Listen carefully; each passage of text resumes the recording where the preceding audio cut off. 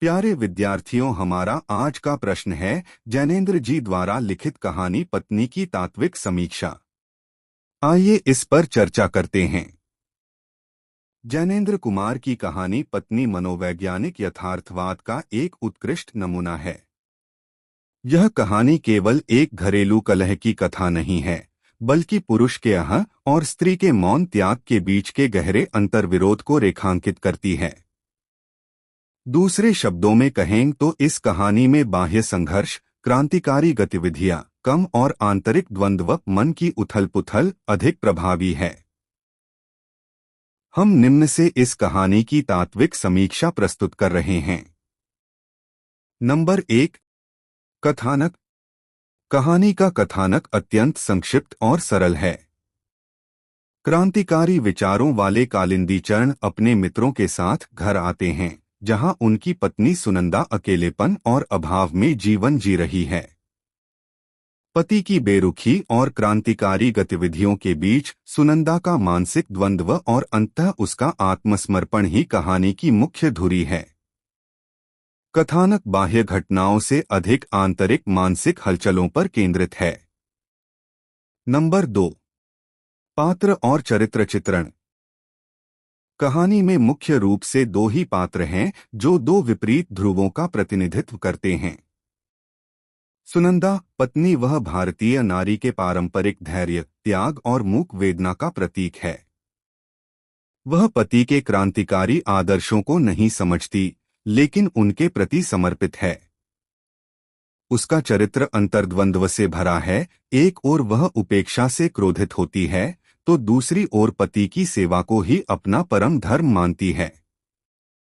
कालिंदी चरण पति, वह एक आदर्शवादी क्रांतिकारी है जो देश को स्वतंत्र कराने के बड़े बड़े सपने देखता है, लेकिन अपने ही घर में अपनी पत्नी की संवेदनाओं के प्रति अंधा है। उसका चरित्र पुरुष प्रधान समाज की उस मानसिकता को दर्शाता है जहां बड़े कार्यों के सामने घर की स्त्री की भावनाएं तुच्छ समझी जाती हैं। नंबर 3, परिवेश और वातावरण। जैनेन्द्र ने वातावरण सृजन में सूक्ष्मता का परिचय दिया है। बाहरी वातावरण देशोद्धार, आतंकवाद, स्वतंत्रता और गर्मागर्म बहस का है। आंतरिक वातावरण तिरस्कृत मकान, बुझती हुई अंगीठी, राख, सूनापन और खामोशी का है। यह विरोधाभास दिखाता है कि बाहर जो आजादी की जंग लड़ी जा रही है, घर के भीतर स्त्री उतनी ही परतंत्र और उपेक्षित है। नंबर 4, संवाद। कहानी के संवाद छोटे, चुटीले और मनोवैज्ञानिक हैं।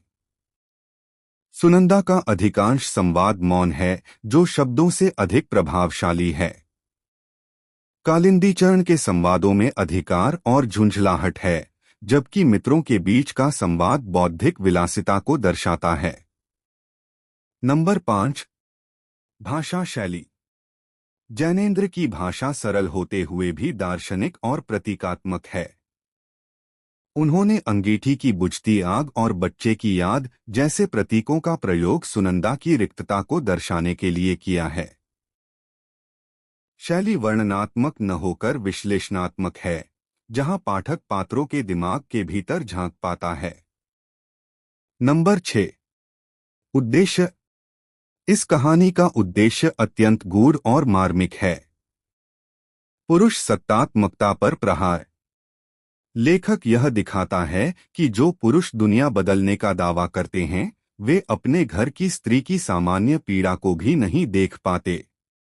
अदृश्य बलिदान। देश की आजादी के पीछे उन पत्नियों का कितना बड़ा और अनसुना त्याग है, जो भूखे पेट रहकर भी पति के आदर्शों को ढोती हैं। विद्रोही ममता। सुनंदा का विद्रोह किसी नारे से नहीं, बल्कि अपनी भूख मारकर दूसरों को खिला देने के नैतिक बल से प्रकट होता है।